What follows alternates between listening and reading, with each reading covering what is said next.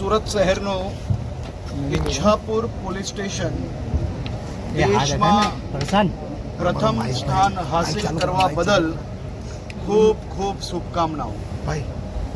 સુરત શહેર પોલીસ દ્વારા આજે સુરત શહેરના નાગરિકોની શાંતિ અને સલામતી માટે અનેક નવા પ્રકલ્પો એનું લોકાર્પણ કરવામાં આવ્યું છે.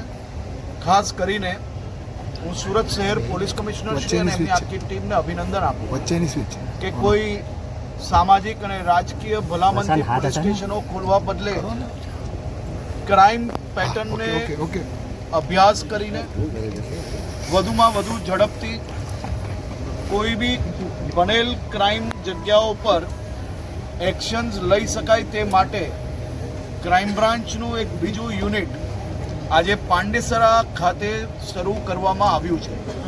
સુરત શહેરની ક્રાઇમ પેટર્ન જોઈએ તો ઉધના, પાંડેસરા, લિંબાયત અને સચિન પોલીસ સ્ટેશનમાં સુરત શહેરના 40%થી વધારે ક્રાઇમો અહીંયા બનતા હોય. આ વિસ્તારમાં ક્રાઇમ બ્રાન્ચનું એક યુનિટ ચાલુ કરવાના કારણે ક્રાઇમ બ્રાન્ચથી અહીં સુધી પહોંચતા જે 30 મિનિટથી વધારે સમય લાગતો હતો એ સમય હવે ઘટીને 5 થી 10 મિનિટમાં બધા જ એરિયાની સુધી ક્રાઇમ બ્રાન્ચની ટીમ સીધી પહોંચી શકશે.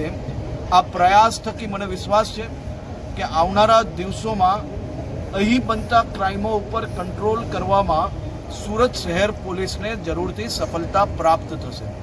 આજે ગુજરાતનું પહેલું એવું પોલીસ સ્ટેશન કે જે પોલીસ સ્ટેશનમાં યુવાનોને, મારા રાજ્યના દીકરા દીકરીઓ કોઈ ડ્રગ્સના રવાડે અગર ચડ્યું હોય તેના માતા પિતા ક્યાંય દીકરા દીકરી પોતે આ પોલીસ સ્ટેશનમાં પોલીસના સ્ટાફને મળીને સરકાર માન્ય જે અલગ અલગ સંસ્થાઓ છે, જે અલગ અલગ ડૉક્ટરો છે, તેના થકી આ યુવાનોને આ નશામાંથી, આ રવાડામાંથી બહાર નીકળવા માટેની વ્યવસ્થા સુરત શહેર પોલીસ દ્વારા ચાલુ કરવામાં આવી છે.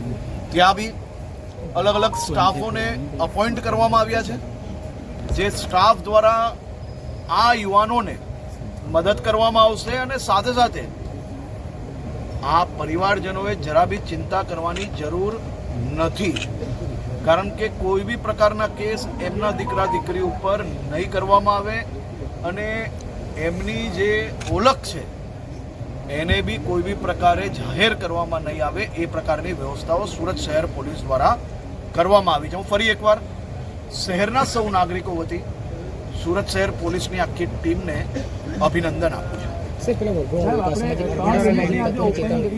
કયો વરઘોડો? એ તો વરઘોડો તો નીકળશે જ ભાઈ. એ લંગડાતા જ ચાલશે.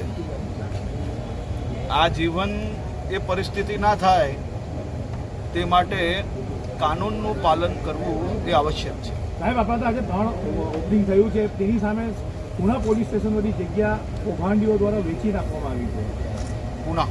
પુણા પોલીસ સ્ટેશનની જે જગ્યા છે ગૌચર જમીન બતાવીને વેચી નાખવામાં આવી છે. તપાસ કરો.